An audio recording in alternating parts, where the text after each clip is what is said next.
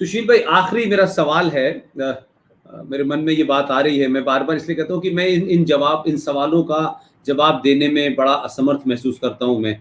और ईमेल के द्वारा, मेरे मोबाइल पे, व्हाट्सएप पे, कहाँ कहाँ से आते हैं सवाल।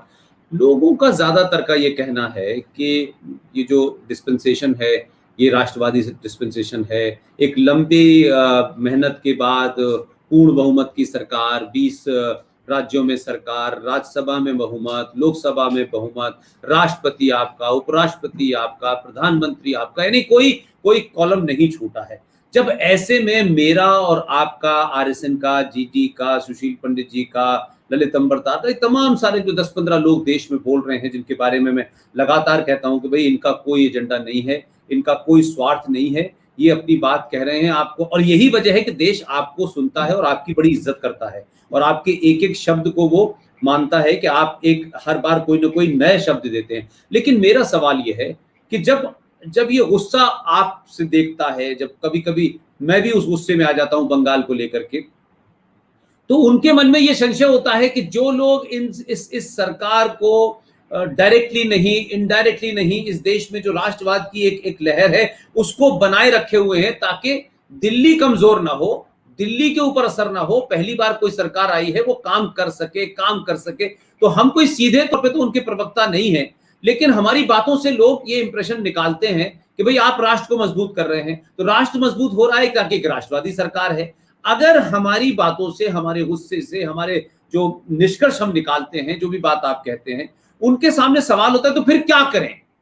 अगर हम ये बोलेंगे तो जो आम आम आदमी है, जिसको बहुत ज्यादा इस राजनीति के बहुत ज्यादा ज्ञान नहीं है, अगर वो कहीं थोड़ा बहुत बहका और दिल्ली डामाडोल हुई, तो जो देश विरोधी टूल किट चल रहे हैं, वो अमेरिका में भी चल रहा है, वाशिंगटन पोस्ट में भी चल रहा है, वो गार्जियन में भी चल रहा है, वो दिल्ली में भी चल रहा है, और अलग, तो फिर वो ताकतों को तो एक तरीके से जो जो हार्डकोर नेशनलिस्ट हैं, जिनके कारण सरकार है, उनके अंदर कहीं डाउट भी क्रिएट करेगा।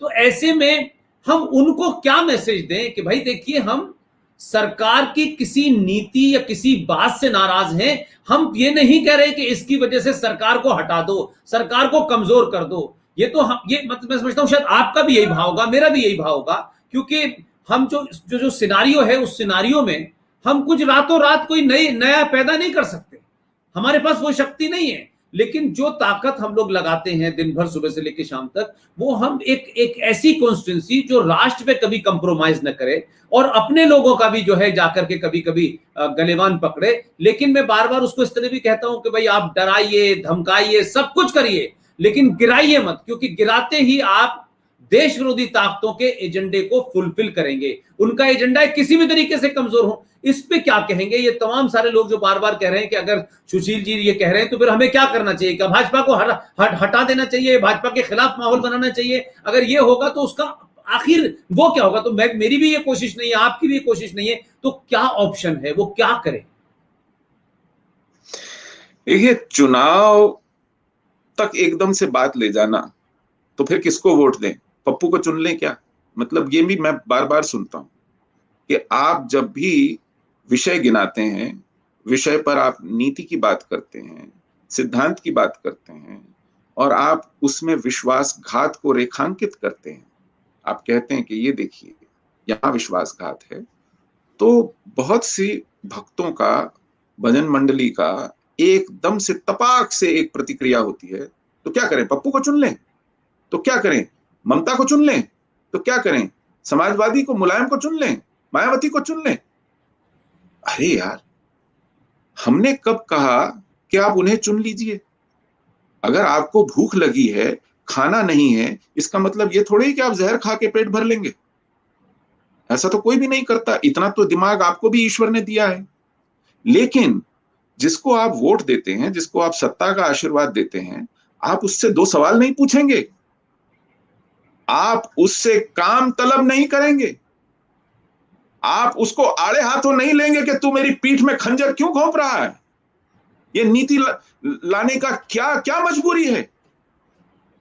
आप ये सवाल भी नहीं करेंगे। आप 5 साल सोने चले जाएंगे और फिर वोट देने के वक्त पूछेंगे कि अब क्या करें, ममता को वोट दे दें? नागरिक होने का कर्तव्य का वोट देने और वोट न देने तक ही सीमित है। मतलब आप 5 साल तान के सोएंगे कि आप कुछ करिए, गुड़ करिए, गोबर करिए, हमने वोट दे दिया, अब हमारा कोई लेना देना नहीं है। ऐसी नागरिकता है आपकी, ऐसा सरोकार है आपका देश के साथ, देश की राजनीति के साथ, देश के विमर्श के साथ, इतना ही सरोकार है बस। किसको जिताएं, किसको हराएं, कैसे इनसे काम लें। देखिए, लोकतंत्र में केवल मत संचय नहीं होता है। जो पार्टियां करती हैं ना, वो मत संचय करती है, वोटों का संचय करती है। मत का एक अर्थ वोट भी है, मत का एक अर्थ विचार भी है, आपका क्या मत है ना। तो मत का संचय ही नहीं, मत का परिष्कार भी होता है। जो मतदान हो तो वो किस विचार से प्रेरित हो, वो किस आशा आकांक्षा से प्रेरित हो। तो मत संचय 5 साल में एक बार होता है, लेकिन मत के परिष्कार की प्रक्रिया सतत होती है, निरंतर होती है। आप उस परिष्कार की प्रक्रिया से बचना चाहते हैं, आप उसमें कुछ निवेश नहीं करना चाहते हैं कि मतलब इस देश की राष्ट्रवादी शक्ति जब चुनाव लड़ने जाए तो वो कहे कि हिंदू जागृत हो, फिर कहे हिंदू सिर्फ जागृत ना हो, हिंदू संगठित हो, उसके बाद कहे हिंदू केवल संगठित ना हो, जूझे, हमारे लिए रैलियों में आए, प्रदर्शन में आए, लाठी खाए, डंडे खाए, बम खाए, घर जलवाए। फिर अगर आप जीत जाए सब करने के बाद, फिर कहें मुझे तो सबका विकास, सबका साथ और सबका विश्वास चाहिए, सबका विश्वास चाहिए। और सबके विश्वास में क्या आता है कि जो लाठी खाए, जो डंडा खाए, जो घर जलवाए, जो जुझारू बने, जो संगठित होकर के आपको जिताए, उसको आप छात्रवृत्ति नहीं देंगे, उसको बिना ब्याज का ऋण देने वाले वित्तीय संस्थान नहीं बनाएंगे, उसके बच्चों को स्पर्धा परीक्षाओं में इंजीनियर, डॉक्टर, आईएएस, आईपीएस बनने के लिए मुफ्त कोचिंग नहीं उपलब्ध कराएंगे। वो आप उनको कराएंगे जिनमें आप सबका विश्वास जीतने की कोशिश कर रहे हैं। तो वो छला हुआ भी महसूस ना करे, वो आपसे प्रश्न भी ना पूछे, और अगर वो प्रश्न पूछे तो आप कहें तो क्या करें, मायावती को वोट दे दें। ये है आपकी दलील। मतलब इतना उथला रह गया है क्या आपका ये विमर्श और आपकी इंटेलेक्चुअल एबिलिटीज। हम इस पूरे के पूरे कवायद को, इस पूरी एक्सरसाइज को कहां ले जाकर के टिका रखा है। फिर यही नहीं, कुछ लोग ये भी कहते हैं, पंडित जी, सुशील जी, धैर्य रखिए, धैर्य रखिए, धैर्य रखिए। एक बहुत मास्टर स्ट्रोक चल रहा है, एक बहुत गजब की रणनीति है, एक बड़ा, बहुत नाजुक सा, बहुत कमाल का एक परिदृश्य है, आपको दिखाई नहीं पड़ेगा। ये ढीना कपड़ा पहन रखा है राजा ने कि जो देशभक्त ना हो ना, उसको दिखाई नहीं पड़ेगा। तो आप ये भी नहीं कह सकते कि राजा ने कुछ भी नहीं पहना हुआ, वो तो बिल्कुल वैसे का वैसा ही दिख रहा है एकदम। लेकिन वो कहेंगे नहीं नहीं, ये वो चीज है जो केवल देशभक्त को दिखती है। These clothes that the emperor is not wearing are actually clothes, are actually the robes that only patriots can see. तो हम फिर जो हमारी ऐतिहासिक त्रासदियां हैं उनको दोहराने पर मजबूर हैं। आपको काम लेना पड़ेगा जी, जिनको आपने सत्ता सौंपी है उनसे सवाल पूछने पड़ेंगे। बाप भी बेटे को जब पैसे देता है, जा व्यापार कर, जा कुछ खरीद के ला, जा परिवार के लिए कुछ ऐसा कर, तो उससे हिसाब लेता है ना, कितने का आया, कहां खर्चा, क्या किया। परिवार में भी जब ये लेन देन होता है तो हिसाब किताब चलता है, पूछा जाता है कि कहीं जुए में तो नहीं उड़ा आया। लेकिन हमारे यहाँ कुछ मत पूछिए। और यही हाल था, देखिए, जब आजादी मिली थी तो नेहरू जी भी इसी तरह एक चमत्कारी व्यक्तित्व थे। बापू के बाद एक चचा इस देश के हवाले कर दिए गए थे। तो कोई नेहरू जी से कोई सवाल पूछ लेता था तो चढ़ दौड़ते थे, अरे तुम्हें ज्यादा पता है, तुम बड़े आए, तुम जानते हो किन से बात कर रहे हो, किन से सवाल पूछ रहे हो। ऐसे में वो 15-20 साल निकाल दिए जिसमें देश के टुकड़े हो गए, दुर्गति हो गई। कुछ चीन खा गया, कुछ पाकिस्तान खा गया, ऐसी ऐसी नीतियां बन गई, देश आज तक भुगत रहा है और उसको बोला हिंदू रेट ऑफ ग्रोथ। आज गालियां देंगे नेहरू को, लेकिन इनकी पिछली पीढ़ियां उनको कंधों पे बिठाए घूमती थी कि इनसे सवाल मत पूछिए। जानते हो ये कौन है? ये पंडित जवाहरलाल नेहरू है, ये कोई गलती नहीं कर सकते।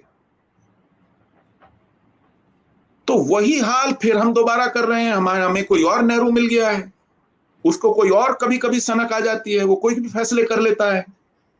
वो आईएसआई को बुला लेता है पठानकोट में, आइए आपने किए कराए की आप जांच खुद कीजिए, हमें बताइए कैसे सेंध लगाई थी। आप सोच सकते हैं, ये मतलब ये पराकाष्ठा है दिवालियेपन की। ऐसी ऐसी हरकतें हुई हैं। अमेरिका के राष्ट्रपति ने बोला था कि आईएसआई को बुलवाइए, किसने पूंछ उमेठी थी? कोई पूंछ उमेठने वाला नहीं है। ओबामा ने तो लिख के दे दिया है अपनी किताब में कि साहब उस वक्त की कांग्रेसी सरकार मुसलमान वोटों के चक्कर में मुंबई का बदला नहीं ले पाई, और तब भी ये कयास लग रहे थे शायद अमेरिका ने हाथ रोक दिया, भैया कुछ मत कीजिए, कुछ मत कीजिए। तो जो अपनी कमजोरियां हैं वो हम किसी अंतरराष्ट्रीय साजिश पे मर देते हैं। कहते हैं इसने पूंछ उमेठी होगी, उसने बांह उमेठी होगी, उसने कुछ कह हड़का दिया होगा। ऐसा कुछ नहीं है जी। ये जितनी भी कमजोरियां हैं, ये जितनी भी दुर्बलताएं हैं, ये हमारी अपनी बनाई हुई हैं। ये जिहाद का दिल जीतने का जो शौक चल रहा है, एक सनक है, ये अपने अंदर की है। ये भूत हमें खुद उतारना पड़ेगा। ये झाड़ फूंक, ये झाड़ हमें खुद करनी पड़ेगी, इस देश के लोगों को करनी पड़ेगी जिन्होंने बिठाया है झाड़ पे ले जाके, और कोई करने वाला नहीं है।